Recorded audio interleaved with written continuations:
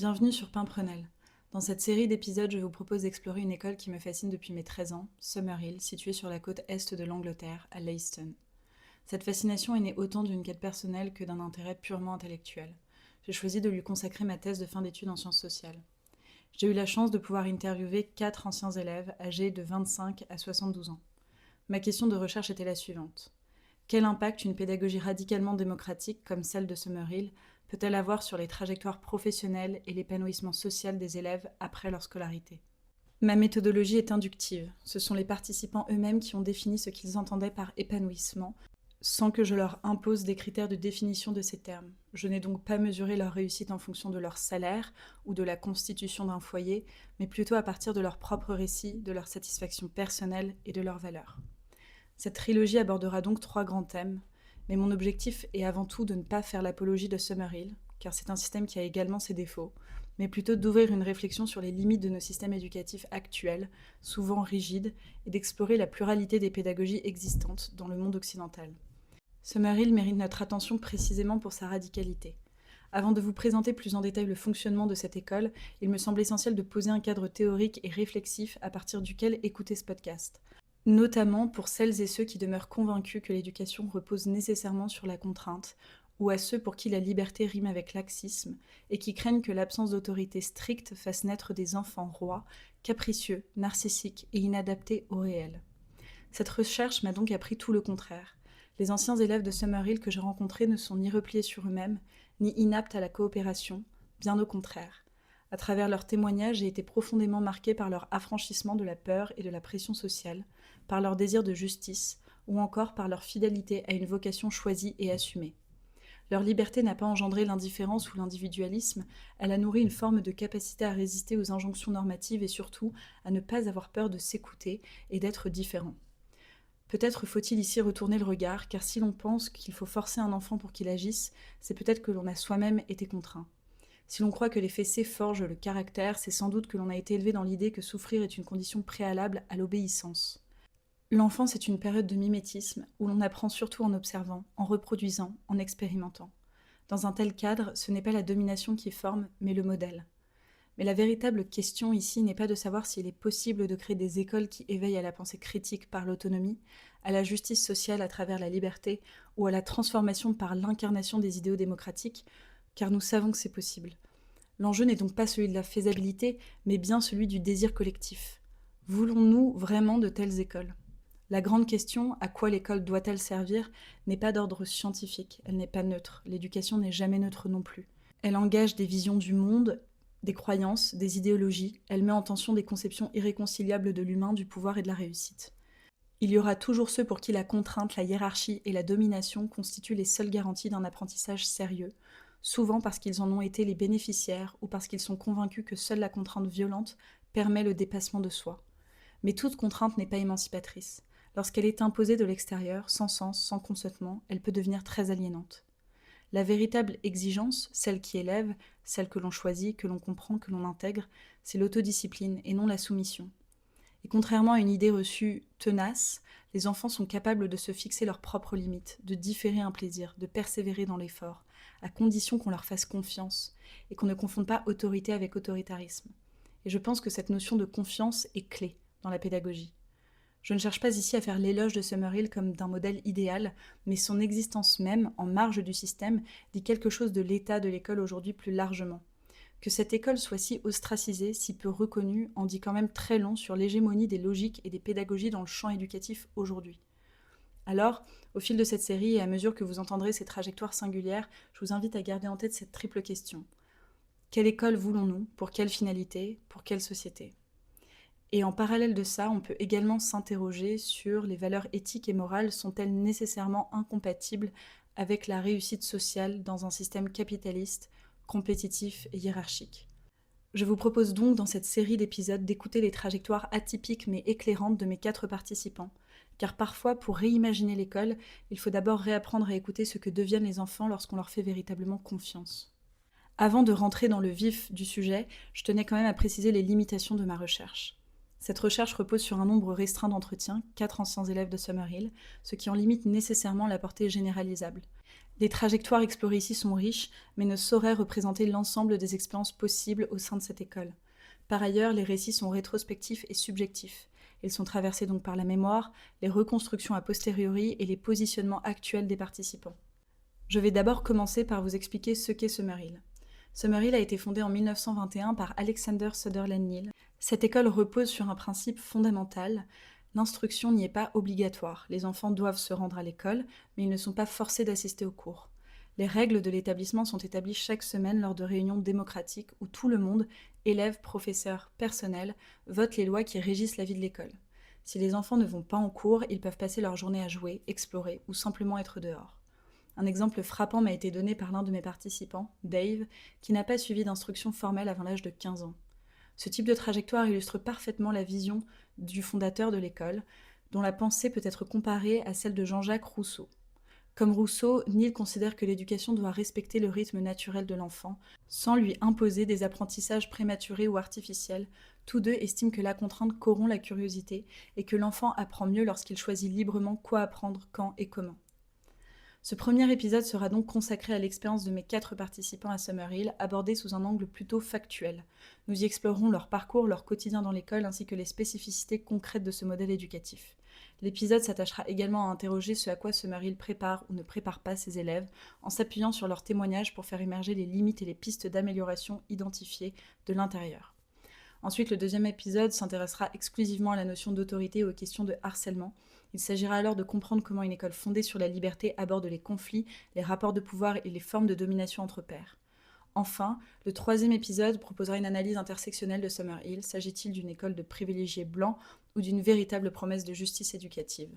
Nous y examinerons notamment le rôle des parents dans l'éducation, un aspect fondamental selon moi, l'adhésion parentale au projet éducatif, car à Summerhill, l'éducation commence surtout par un choix politique et affectif des adultes, des parents. Mes 4 participants sont donc Boris, Marie, Dave et Mike. Ils ont fréquenté Summerhill à des époques différentes entre les années 1960 et 2010. Mais tous s'accordent à dire que cette école a profondément influencé leur développement personnel et professionnel. Par exemple, Boris est arrivé à Summerhill à l'âge de 12 ans après avoir quitté le Soudan en raison de la guerre civile. Il sortait d'un parcours scolaire alors très traditionnel dans une école internationale anglaise au Soudan. À Summerhill, il passe son premier semestre sans suivre aucun cours, simplement à jouer, rencontrer les autres élèves et s'adapter au rythme du lieu. C'est ensuite, progressivement, qu'il choisit de s'inscrire à certains cours selon ses envies. Il explique que les 6 premiers mois, il n'avait rien fait de scolaire, rien, et pourtant, il n'a jamais autant appris. Aujourd'hui, Boris travaille dans une ONG internationale, après des études en sciences sociales. Il dit que Summerhill lui a appris à habiter la liberté sans la fuir. Il insiste sur la puissance de la démocratie scolaire, avoir pu présider des réunions, prendre la parole dès l'adolescence, décider collectivement les règles, la former politiquement. Il résume, et je cite, « C'est un choc de quitter Summerhill. Tu passes d'une démocratie vivante à une société où ta voix compte moins. » Ma deuxième participante est Marie. Elle aussi a fui le Soudan avec sa famille et est arrivée à Summerhill vers l'âge de 10 ans. Elle avait déjà suivi une scolarité plus classique et traditionnelle dans une école internationale. À Summerhill, elle apprend une nouvelle manière d'apprendre, basée sur la curiosité et non la contrainte. Dès son arrivée, elle s'inscrit à des cours, notamment en anglais et en mathématiques, par envie. Mais rapidement, dit-elle, le cadre scolaire devient secondaire. Elle dit, et je cite, « Ce qui m'a le plus marqué, c'est d'avoir pu présider une réunion à 13 ans, avec 60 élèves et profs. J'ai demandé à la directrice de se taire car elle ne respectait pas le tour de parole. Dans une autre école, ça aurait été de l'insolence. Là, c'était de la justice. » Aujourd'hui, Marie est consultante dans le secteur humanitaire. Elle attribue à Summerhill sa capacité à prendre la parole avec assurance, à coopérer et à agir dans des environnements complexes. Cette école m'a appris à parler, mais surtout à écouter, dit-elle. Mon troisième participant est Dave. Dave a fréquenté Summerhill de ses 5 à ses 17 ans, donc il a fait toute sa scolarité là-bas, contrairement aux 2 autres. Pendant près de 10 ans, il n'a suivi aucun cours. Ses journées étaient rythmées par l'écriture de scénarios, la fabrication de décors, le tournage de courts-métrages. Il apprend à lire et à écrire en autodidacte à travers les romans qu'il dévore dès l'âge de 9 ans et les ressources qu'il trouve sur YouTube. Vers 15 ans, conscient qu'il lui faut des diplômes pour poursuivre son projet professionnel, il décide de passer les examens en Angleterre, notamment ceux d'anglais et de mathématiques, et il les réussit. Il dit « Je voulais faire du cinéma depuis que j'avais 8 ans. Les professeurs m'ont suivi là-dedans. Certains ont même joué dans mes films. À 15 ans, j'ai dit que je voulais passer mes examens, et ils m'ont préparé en 2 ans à ce que d'autres font en 5. Aujourd'hui, Dave est réalisateur indépendant spécialisé dans les documentaires, les clips et les projets de création visuelle. mais il est également enseignant, et c'est là qu'il mesure l'écart entre ce qu'il a vécu à Summerhill et le fonctionnement des écoles traditionnelles. Il raconte notamment sa relation particulière à l'autorité. J'ai jamais eu peur des profs. À Summerhill, tu passes tes journées avec eux, tu manges avec eux, tu débats avec eux. Ça rend les rapports humains plus simples. Donc en arrivant dans des institutions traditionnelles, j'ai gardé cette posture. Je n'ai jamais eu de mal à parler à un prof ou à un supérieur, je les voyais juste comme des gens, pas comme des figures de pouvoir. Ce rapport décomplexé à la hiérarchie, hérité de la proximité horizontale entre adultes et enfants de Summerhill, l'a aidé à naviguer des structures classiques sans intimidation, mais sans arrogance non plus. Il en parle comme d'une forme de liberté intérieure. C'est pas parce que je rejette la hiérarchie, dit-il, c'est juste que j'en ai pas peur. Je sais que ça ne définit pas la valeur des gens. Il explique que cette posture influence aussi sa manière d'enseigner aujourd'hui, collaborative, basée sur le respect mutuel et la co-construction de savoir. Il sait aussi que cela détonne dans le système éducatif actuel, mais il refuse d'adopter une posture d'autorité descendante. Je ne peux pas demander à mes élèves d'être curieux si je passe ma vie à leur dire quoi penser, explique-t-il. Dave revendique alors une pédagogie de la confiance qu'il considère comme la leçon la plus précieuse héritée de Summerhill. Mon quatrième participant s'appelle Mike, c'est le plus âgé de tous mes participants. Il a fréquenté Summerhill dans les années 1960. Dyslexique, il se souvient que ses professeurs n'ont jamais cherché à le forcer, mais qu'un enseignant d'art, un jour, lui a dit « Ton écriture ne marche pas, non, si tu veux, je peux t'aider ». Cet accompagnement bienveillant, non institutionnalisé, a été décisif pour lui. Il intègre ensuite un lycée, passe ses 3 A-levels en mathématiques et en physique, puis entre à l'université d'Essex en électronique. Il a ensuite travaillé dans l'ingénierie de pointe, notamment sur des robots et des systèmes de sécurité, avant de rejoindre le parti écologiste et de s'engager dans la politique locale. Aujourd'hui, Dave est retraité, mais travaille en tant que thérapeute. Il explique que Summerhill n'est pas une école permissive, c'est une école qui te responsabilise, et parfois c'est bien plus dur que d'avoir un prof sur le dos. Enfin, ce qui me semble assez frappant ici, c'est que chacun des participants semble avoir choisi son métier par vocation, et non par pression sociale. En effet, ils se sont sentis autorisés à chercher ce qu'ils aiment sans se plier d'avance à un modèle prescrit. Dave, passionné de cinéma dès l'âge de 8 ans, a passé des années à écrire des scénarios, construire des décors, souvent avec l'aide de ses professeurs. Ce qu'il retient de Summerhill, ce n'est donc pas un programme scolaire, mais la liberté de construire un projet personnel accompagné par des adultes qui sont disponibles. Il explique « Quand je suis arrivé en fac, j'avais une longueur d'avance. Je faisais des films depuis l'âge de 8 ans, alors que les autres n'avaient jamais eu le temps, peut-être, trop occupés par l'école. » Marie, elle, de son côté, a très tôt pris la parole en public, animé des réunions, confronté des adultes dans un cadre démocratique. Aujourd'hui, elle travaille dans l'humanitaire et elle dit avoir développé à Summerhill une posture d'écoute, de responsabilité et de débat qui sont devenus les fondements de son métier. Boris, quant à lui, a connu des écoles internationales rigides avant Summerhill. Il raconte l'enthousiasme de pouvoir enfin respirer, jouer, prendre son temps et dit que cela l'a orienté vers une recherche de sens, pas de statut.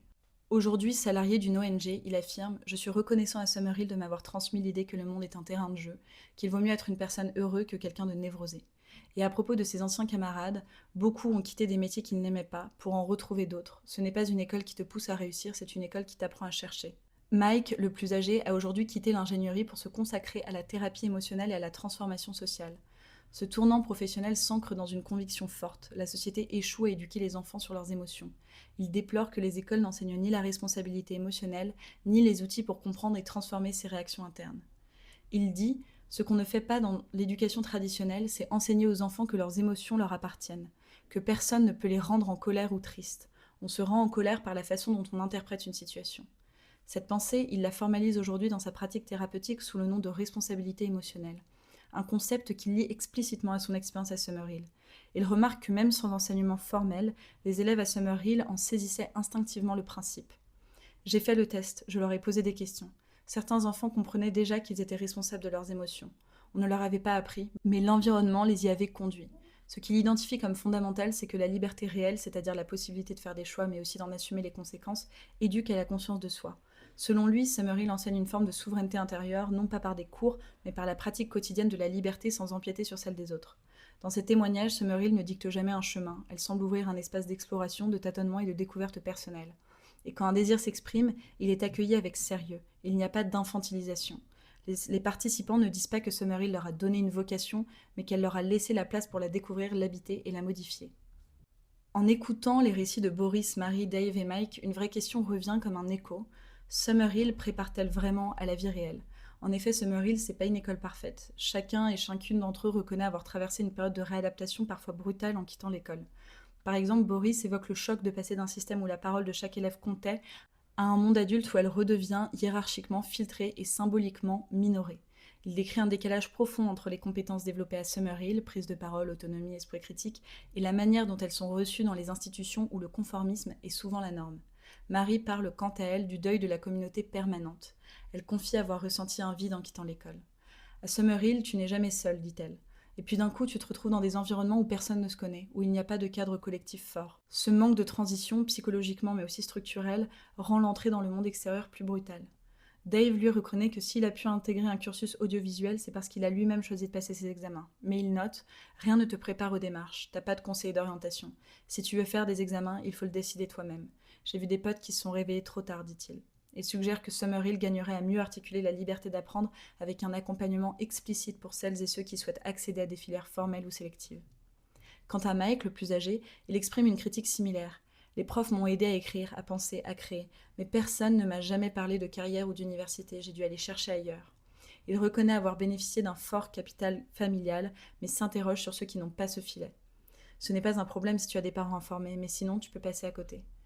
Plusieurs participants, donc, pointent un angle mort dans l'accompagnement à l'orientation, à la structuration des parcours, à la compréhension des codes extérieurs, non pas en réclamant plus de normes, mais en appelant à un meilleur pont entre le dedans et le dehors. C'est là peut-être la limite et toute la puissance de cette école. Elle ne prépare pas nécessairement à s'insérer dans un monde tel qu'il est, elle prépare à en questionner les fondements. Elle forme des individus capables de résister aux injonctions normatives, de créer leur propre voie, de coopérer sans obéir, d'exister sans dominer. Mais alors une question demeure, faut-il éduquer pour s'adapter au monde tel qu'il est ou pour le transformer ? Je vous laisse avec cette tension qui ne cessera de traverser les 2 prochains épisodes, car interroger Summerhill, ce n'est pas seulement questionner une école alternative, c'est ouvrir une brèche dans ce que nous pensons possible pour l'éducation, et par extension pour la société elle-même. Dans le prochain épisode, nous nous plongerons dans une autre dimension essentielle de ces récits, la question de l'autorité et du harcèlement. Ces thématiques sont revenues de manière très récurrente et pourtant implicite dans les entretiens. Nous verrons comment une école fondée sur la liberté aborde les conflits, la justice et le pouvoir, et jusqu'où cette horizontalité tient face aux tensions humaines.